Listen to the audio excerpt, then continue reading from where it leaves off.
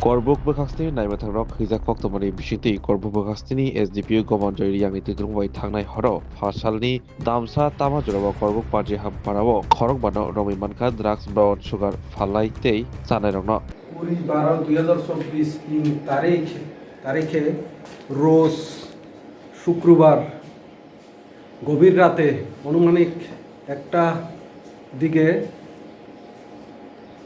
Secret সোর্সের মাধ্যমে খবর পাই যে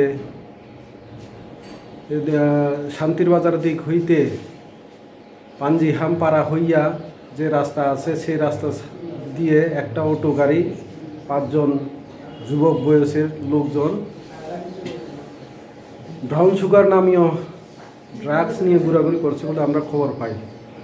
তো এই বিশ্বস্ত সূত্রে খবর মূলে খবরটা আমরা এসডিপিও সাহেবকে জানাই, করবুকের এসডিপিও সাহেবকে জানাই এবং এসডিপিও সাহেব সহকারে আমরা ঘটনাস্থলে তদন্তের ইনকোয়ারির জন্য যাই, সত্যতা যাচাই করার জন্য ঘটনাটি।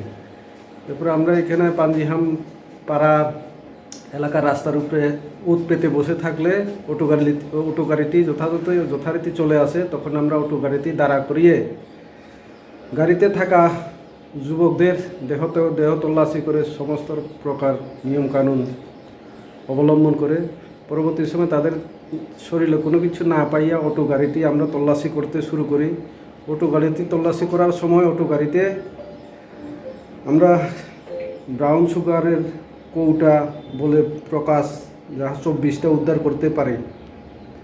তাদের উদ্ধার করার পর তাদের জিজ্ঞাসাবাদ করিলে তাদের কোনো কিছু সদুত্তর পাওয়া যায় নাই। যতটুকু জানা গেছে, বিশ্বস্ত সূত্রে যতটুকু জানা গেছে, তারা এলাকাতে এই ব্রাউন সুগারগুলি বিক্রি করার জন্য নিয়ে এসেছে।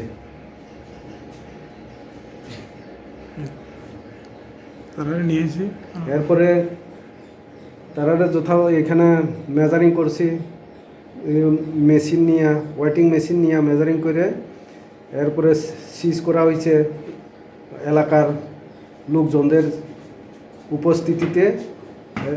এরপরে সিজ করে জিনিসপত্র সহ এরপরে আসামিদের থানায় নিয়ে আসি, করবুক থানায় নিয়ে আসি।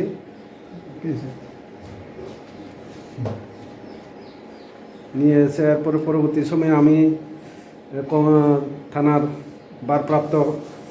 সহকারী ভারপ্রাপ্ত কার্যকারককে কমপ্লেন এজাহার প্রদান করি।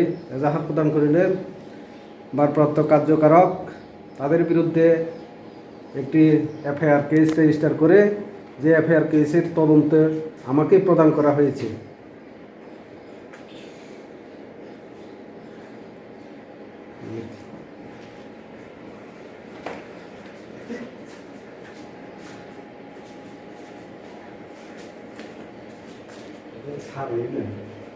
সারি